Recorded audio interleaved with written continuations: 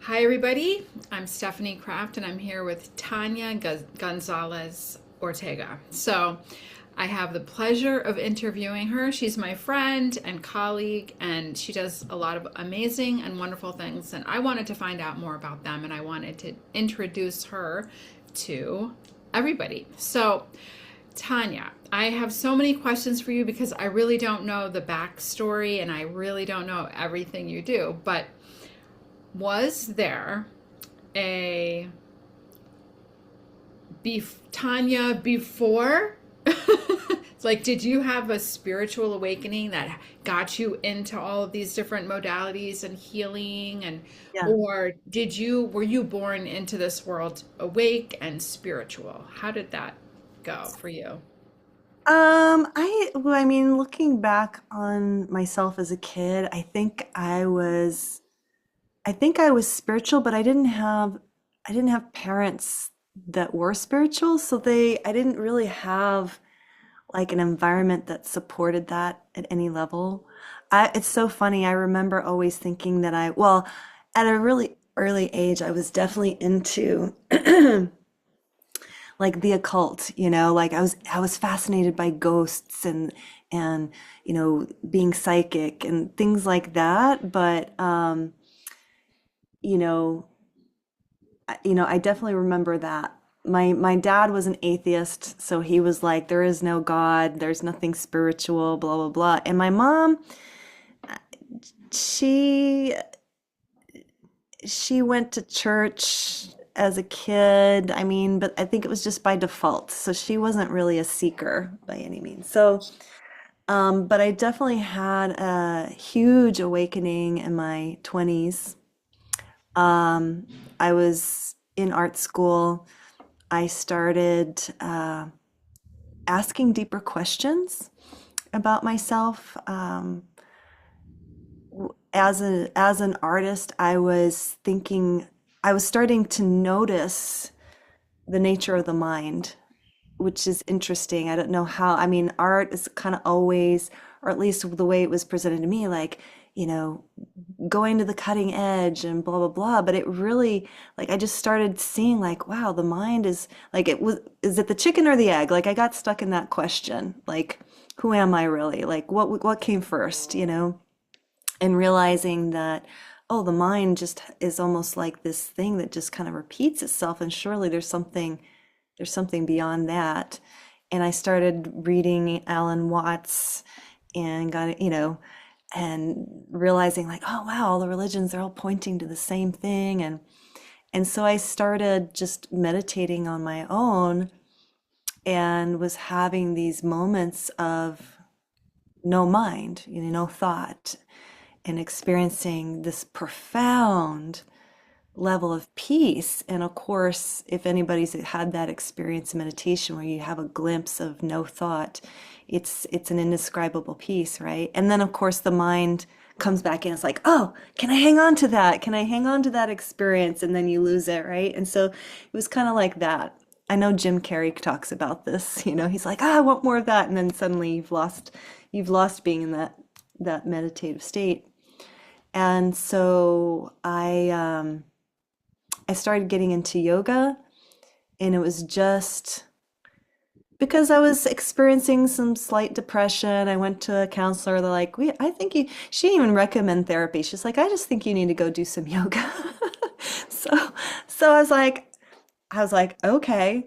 So I started going to this yoga center. I was living in San Francisco, and I started going to the classes there, and my body started changing really quickly. Like it just really responded. I was always very tight as a kid. Like I was not flexible. And I guess because of my determination and focus, I'm like super got disciplined about it. Like it just really opened up. And so I decided to take their teacher training. And so it was in that teacher training, which was very intense. It was like 4 hours of yoga a day for a couple weeks. It was a lot of teaching of like, philosophy around yoga and non-duality teachings, things like that. And I was given a mantra, and they gave me instructions. So I was initiated into this a mantra, and they said, okay, just focus on your third eye and just say this mantra over and over again.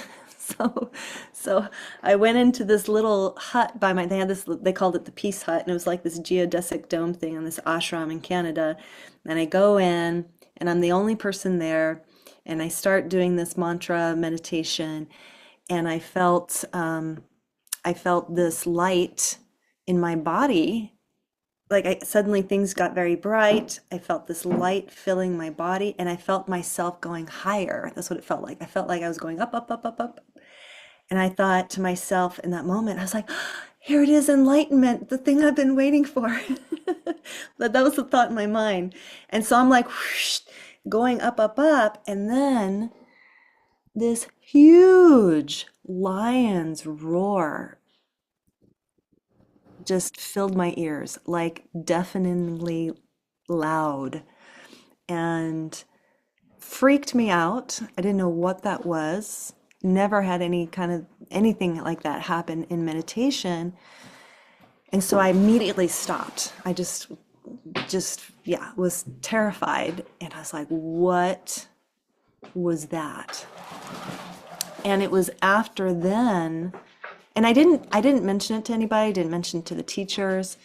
And it was after then I started just having crazy symptoms of Kundalini, and I didn't know that's what it was. And so, yeah, I lost my health completely, actually. So something I wouldn't wish on anybody. I mean, some people have Kundalini awakening experiences, and maybe it was blissful. For me, I had moments where I could like hear people's thoughts. I was having all of these out of body experiences. I had like at night, I would feel like my body was being electrified. It was a very wild, wild ride. And I started losing my hair. I lost my period. I lost a ton of weight. And I guess that's something that can really happen. And so this lasted for like 2 years. And so I know this is a long story. I'm trying to make it really short. But basically, I was, what I felt like was totally cut off from my soul, which was very strange. And so I was very, very depressed, very anxious. And I remember reading Saint John of the Cross, his writings on the dark night of the soul. And he talks about this first night being like a physical it's a purification process. And when I read it, it made sense. It was because it was like nothing I could do would change it. Nothing. Like, I mean, I tried meditating, I tried changing my diet, I tried going to acupuncture, I tried, like everything. And nothing was working. And in his writing, he talks about that. I mean, basically, the whole gist of it is that there's nothing you can do. It's up to God, right? So I was like, okay. So that gave me some comfort, and just be like, okay, there's nothing I can do. So I just have to wait and be patient. And so then there was like a series of events that seemed like coincidences. I met a gentleman who was very devoted to Christ. I had no connection with Christ whatsoever. But I felt drawn to go see this man. And before going, I remember having a conversation with God in my mind. And I just said, this is the last person I'm going to go seek help from. Because I was seeking psychiatry, I was seeking counseling, I was seeking doctors, you name it, all different kinds. Nothing was helping. And I said, okay, this is the last person. If this doesn't work, I'm all yours. Like, my life is yours. I totally give up. Like, I will surrender trying. I'm not going to do it anymore. If I'm just to be crazy and homeless and whatever, like, fine. That's really what I thought. So I went to this gentleman. I had this profound experience. I couldn't explain it. And when I came back from that little trip, I felt my soul come back, and I woke up the next morning and all of the depression, all the anxiety was completely gone.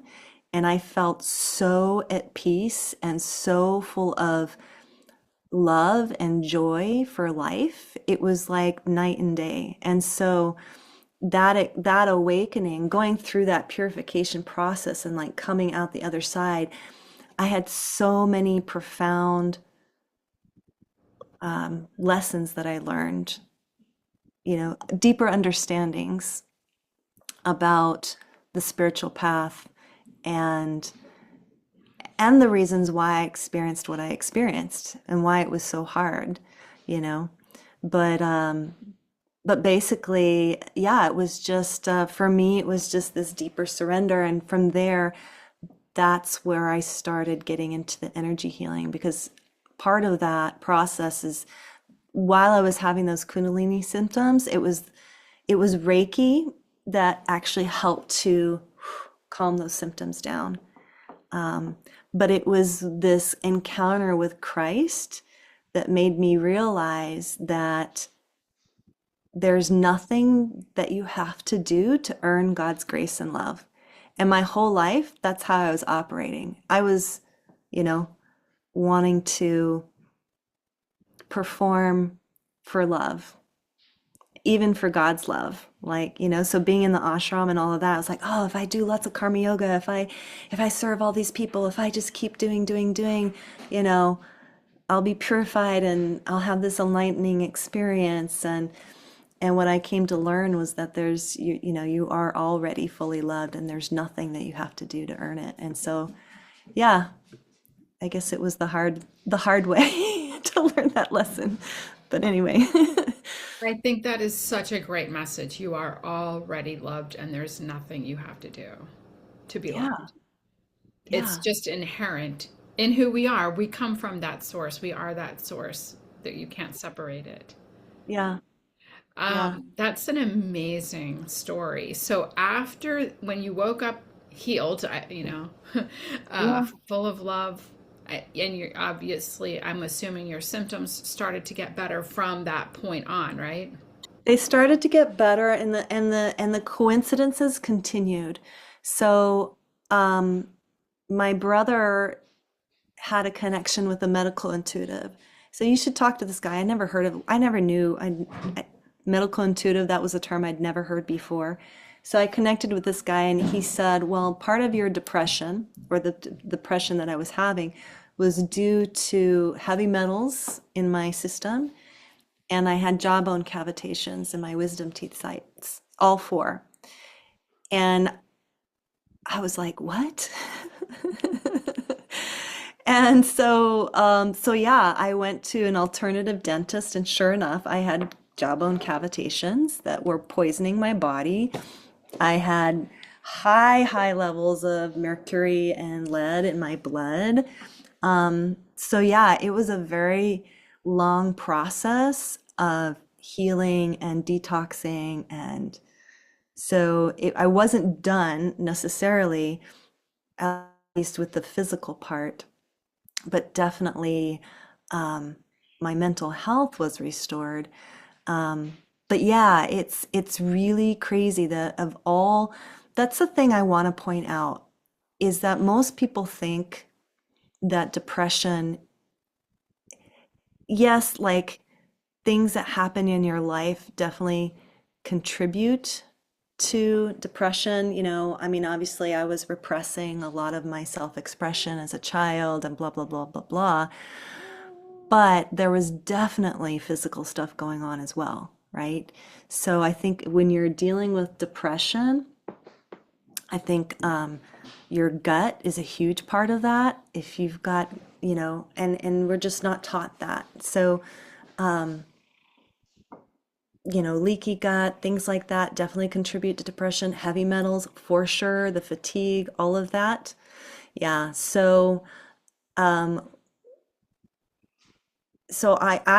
think it's a many angled approach, right? It's not just going and getting counseling, or even which I think only helps a little bit, but going deeper, doing the energy work, and supporting your body physically, definitely. Detoxing, eating the right food, yeah, and medical intuitives.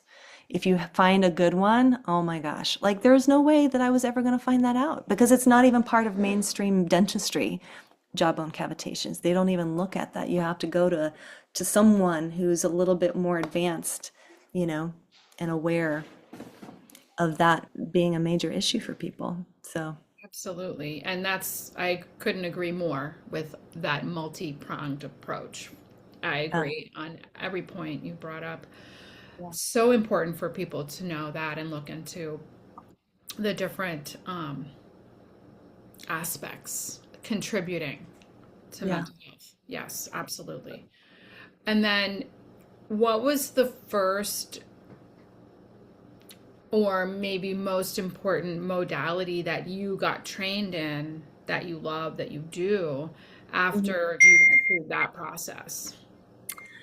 Um, Gosh. Well, I feel like in all of the modalities that I've learned, I've had some kind of profound shift, you know? So, Reiki definitely radically changed my life.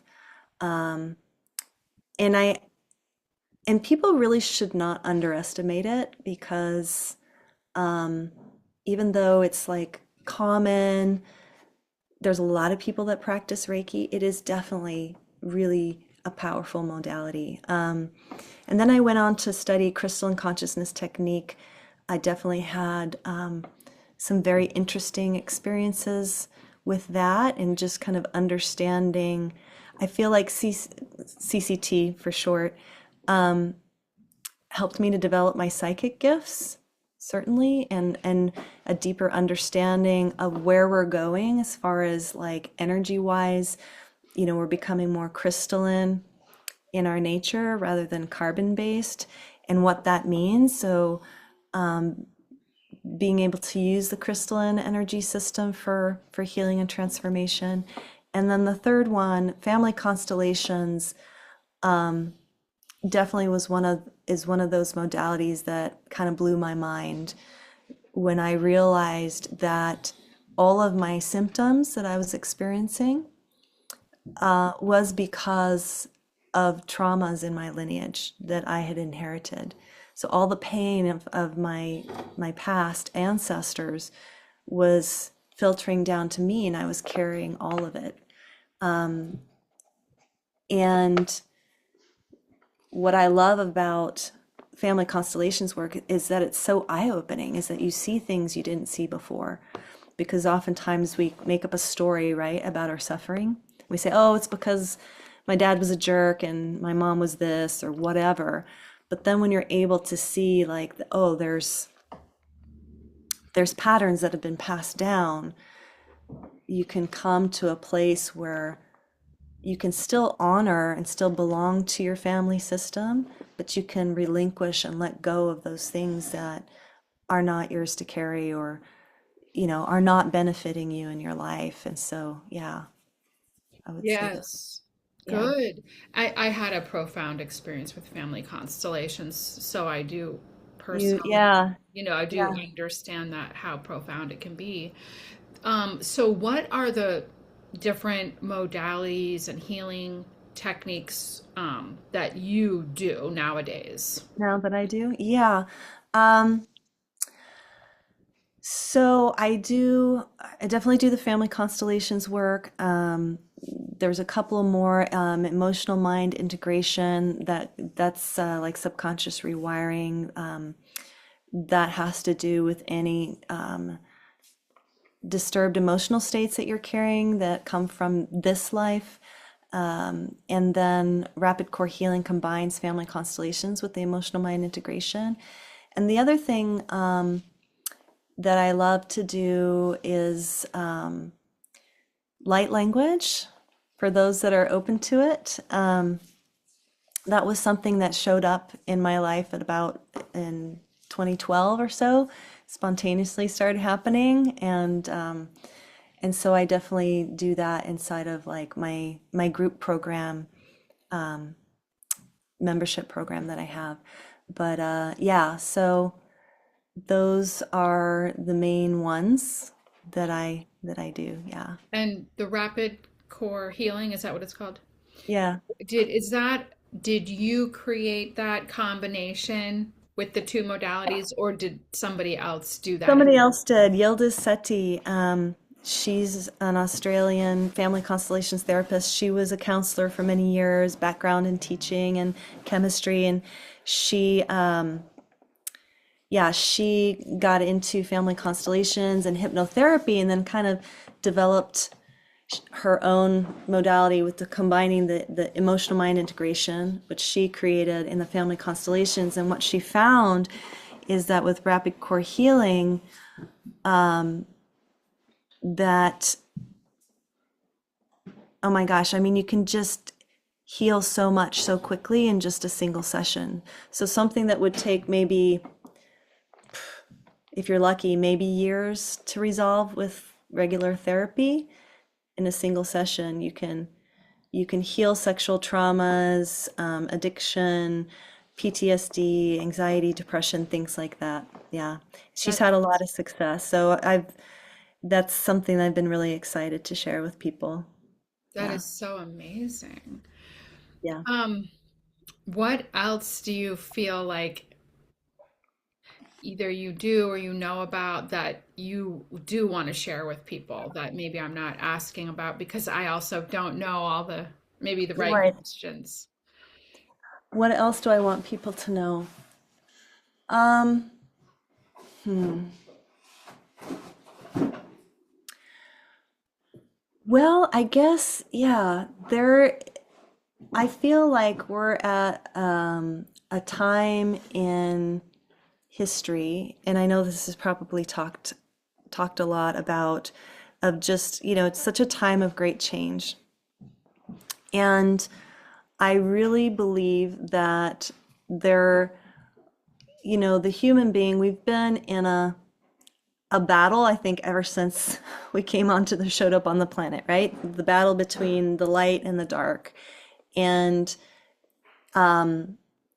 right now, there is, I feel like, just a huge change. We're shifting into the Aquarian age, and we're being asked to, I think, decide or choose what is it that we want to create.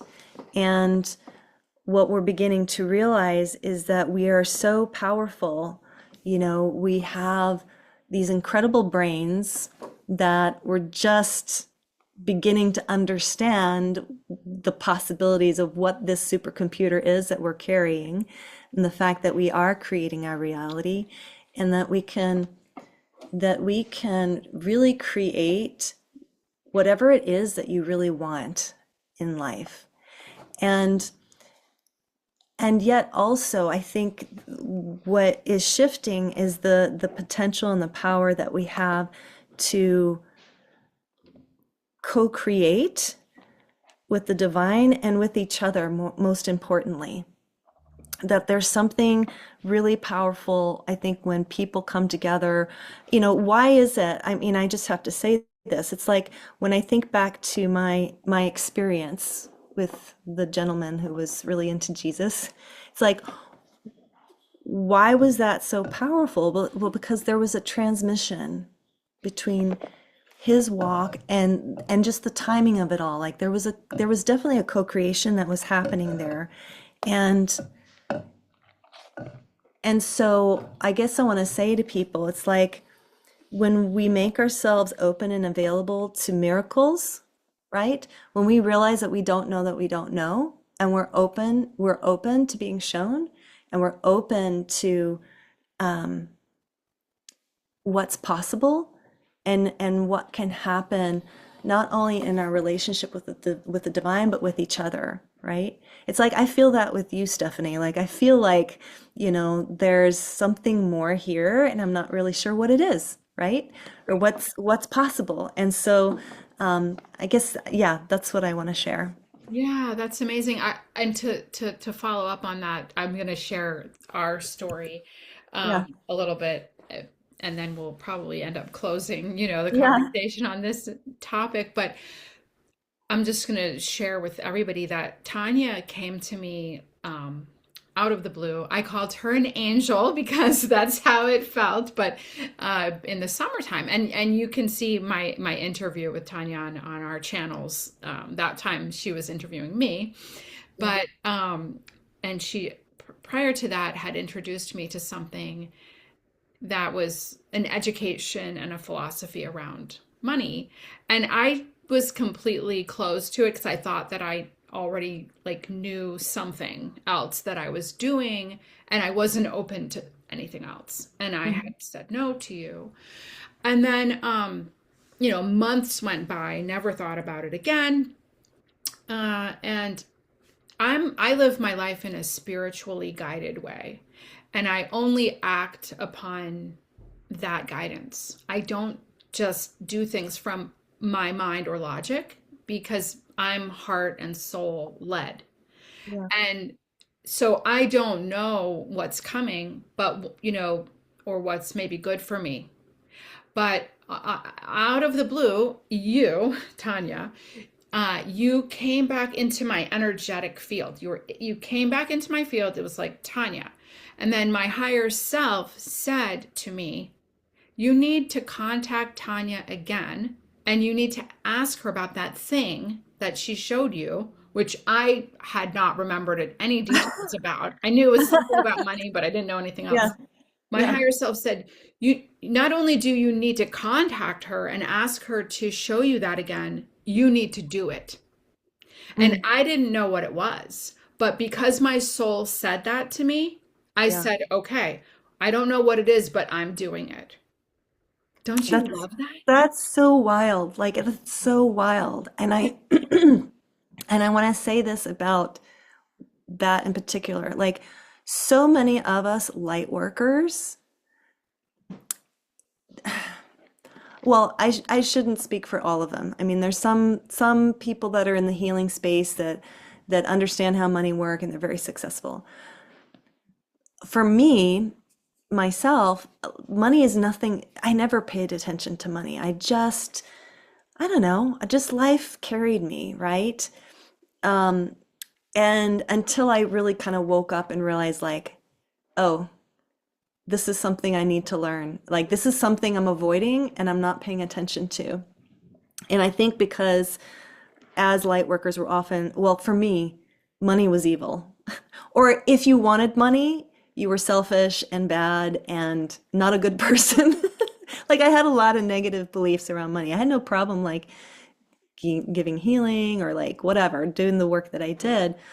But yeah, there's so much that, and when I came across this education that I shared with you, it blew my mind because I realized most people, 99% of the people, do not have this knowledge or the understanding of what it takes to actually become financially free and successful. Yeah. Yeah. 100%. And I was the same. I didn't think money was evil, but I paid no attention. I was like, oh, Yeah. I always, it'll flow in, it'll flow out. I'm a healer. I'm not driven by money. I don't, I didn't have a plan. I Yeah. didn't have a anything good financially set up for myself. And I was suffering tremendously financially like in the past few months when your soul came back to me, Yeah. when my soul spoke to me about reconnecting Yeah. with you, Yeah. I was in a panic state about Hmm. money in that time frame. Yeah. And it's not why I didn't think of you. You Yeah. appeared in my field. You appeared, in my inner vision. Yeah. It's not like physically appeared, but how, I mean, I have spiritual gifts. That's how I experience the world, like psychically or intuitively or, this different gifts, but that's what happened. You came to me. And so my soul brought it to me. It's not that you came. I know my Yeah. soul brought your image to me and told me to contact you. So Yeah. So I want to make that clear. But when you showed me the information, it was this enormous light bulb went up that, my best friend, I think it was like 3 years ago, tried to talk to me about all of this and say, Stephanie, you need to read these books. These are the books I'm reading. I'm going to order them for you. You need to read them too. It's Mhm. all about the same education and philosophy that we have learned. Mm. And I said to her, no, I'm not interested. It's not, I have no interest. It's not part of my world. It's going to be boring. And you know what? She was so right. This best Wow. friend of mine she's in my soul group. She's soul family. My soul guided her to do all of that with me, and I still rejected it. And I called her the other day. I said, you're never going to believe this, but all those books you told me to read, all the information you told me to learn from you, she wanted to teach me all of it. I said I have just learned all about it and I'm Yeah. so happy. I am Yeah. so happy because when this information came into my world, Tanya, it changed me. Yeah. It literally changed my vibration. It made me so happy. It made me so peaceful and secure that now I know what to do with life. Yeah. I know what to do with my life. I know that I can have a foundation. I know that I can create wealth and generational wealth. Hmm. And it's easy, it's simple, and that's why you and I want to share it with people because everybody should know about this. Everybody should be doing this. And if they do, we will have a world of wealthy people. Yeah, absolutely. It's definitely a movement and thing I want to say to people, and this is what I encounter a lot often. People are carrying shame around money because they're like, "Oh, I just don't have it together. I'm so embarrassed." And they've just honestly, I think they want to hide or they don't want to look at it or whatever. And it's like, look, first of all, there's no shame because how could you know that? This is literally, they should be teaching this in all the public schools, at least at high school level. They should be teaching, if not earlier. And but they're not, and there's a reason for that. Obviously, there's reasons for that. Like it's been, locked away for only the 1% in the secret societies and all that stuff. And it's like, no, done. Like, and again, like this is also another sign of the Aquarian age, right? Like from moving to this power over structure to where it's going to be a level playing field for everybody. And that's part of the work that we're doing, that you're stepping in to do this work of like, we are just sharing this information with people. And it's like sharing the good news, It's like you don't have to stay stuck in that shame and hiding your head in the sand, and you can actually change your life and change the trajectory that you're on. You don't have to look into your life and go like, "Oh, I guess I'm just gonna whatever, die broke or never retire or, whatever the list is, Yeah. It is powerful. That's exactly right. And it's so fascinating because it is, I don't know if you know about astrology, but it's Pluto in Aquarius. So Pluto is in Aquarius now for the next 20 years. And Hmm.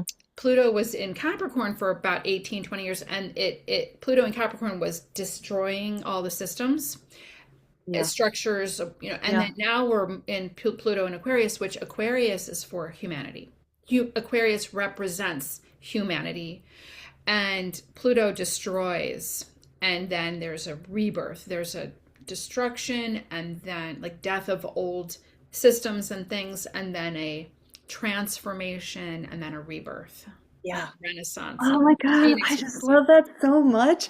Like, and I feel it happening. Like everything is getting restructured. Like it really is.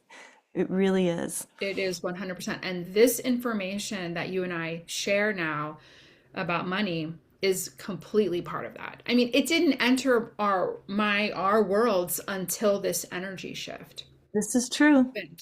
Isn't that interesting? That's Yes. really true. Like this. This information is a wish. I wish I had known this stuff 25 years ago. I wish I had known it when I was Right? like 21. Right. Yeah. Yeah. Totally. Because I would be living my life is fine, but like my life would be completely different. Why not? It could be better.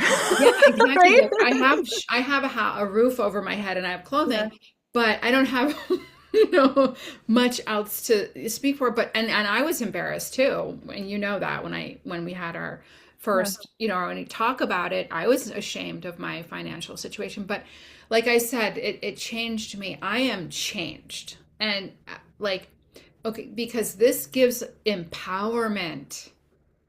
It Yeah. transforms lives. So anyway, we've gone on about it, and we're not Yeah. like going into detail, of course, because we want people to have like literally meet with us so we can actually show them the Yeah. details.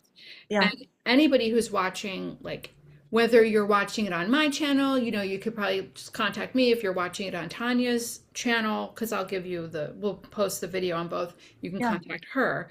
But that's how you can learn more about it. But is there anything, it's so exciting to me and it's so astrological because I'm an astrologer, so I Yeah. look at it that way. Yeah. But is there anything else you want to mention about it? Yeah, I'll mention this. Like, yes, it definitely, for me, I've noticed that my identity has radically shifted. And it's not just about money. I mean, yes, money is a big part of it, but it's like the level of confidence, um, the skills that I've acquired, and just the knowing that it's like it's already done. There's that feeling, they this cat just wants so much love. It's like for the first time I just feel like it's done. Like the things that I've been wanting to call into my life, the experiences that I've wanted to have, the amount of money that I want to make, the quality of life, I'm like, it is certain. It is certain.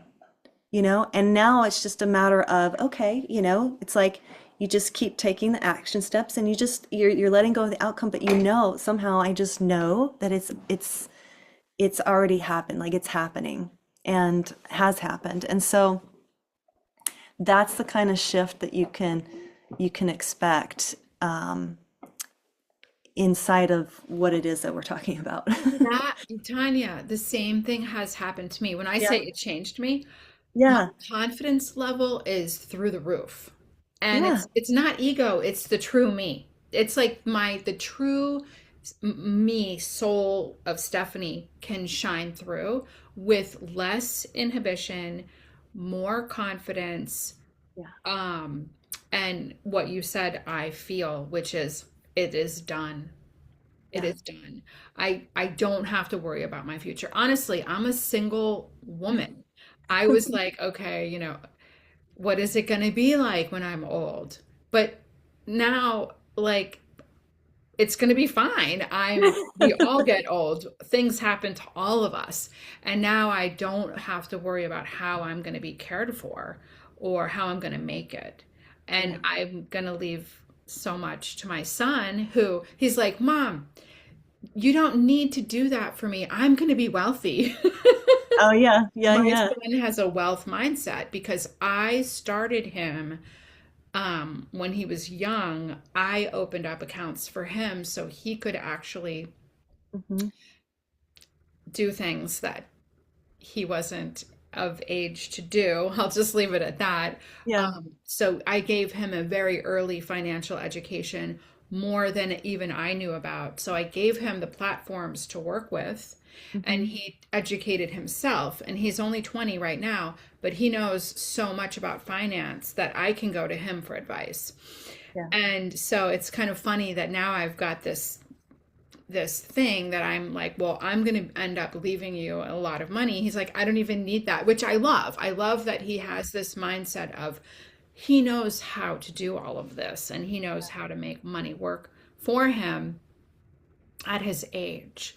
And this is the wave of hopefully the future that you and I want to instill in more people, not just adults, but their kids, Yeah. because Yeah. that is how we're changing the future. Yeah. Yeah, you're healing whatever ancestral money wounds that you're carrying, and yeah, affecting the future generations. And when I just feel that when more good people, more, you know, spiritually minded people, people who have a heart of service, when those people make more money, the world does become a better place. Right, And because so, people, it reduces fear, anxiety. It leads to people allowing themselves to be more creative, be the space, the time, and the energy to be creative, to create what's really in their soul to do. yeah, And so that's another gift of it. yeah. But Tanya, this has been so wonderful. Where can people find you? Yeah. So if you go to my website, newearthconsciousness.com, I'm right in the middle of redoing some things there, so it'll be changing in the next week or so, but you can go there. I'm on Facebook as Tanya Elena, but I think the handle is Tanya Mama, Taniamama. And so those are the two places where you can find me. You can subscribe to my email newsletter, and yeah, and there'll definitely be future opportunities where where you can learn more about this information that Stephanie and I are learning. And yeah, so thank you Yes, so much, Stephanie. you're so welcome. So and then you have a YouTube channel too. It's Oh, also yes, Earth thank you. Consciousness. Is that right? New Earth Consciousness, yeah. Yeah. Good, good. Well, thank you so much for spending this time with me and sharing your gifts with the world. And yeah, we'll be in touch. Bye, everybody. Thank you. Thank you, everyone. You're Thank you, welcome. Stephanie. Bye, Tanya.